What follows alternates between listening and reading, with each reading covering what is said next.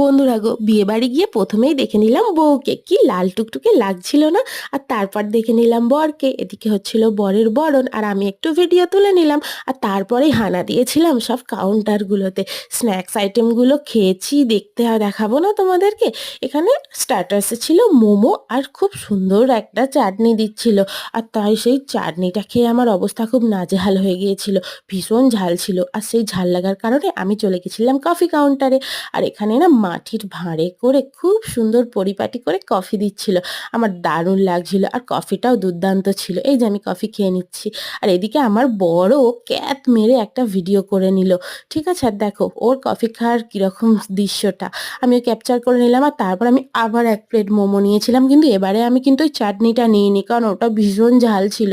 এদিকে আমরা সব স্টার্টার্সগুলো খেয়ে চলে গেছিলাম ফটোশ্যুট করতে। এখানে ফটো তোলার জন্য খুব সুন্দর একটা জায়গার ব্যবস্থা করে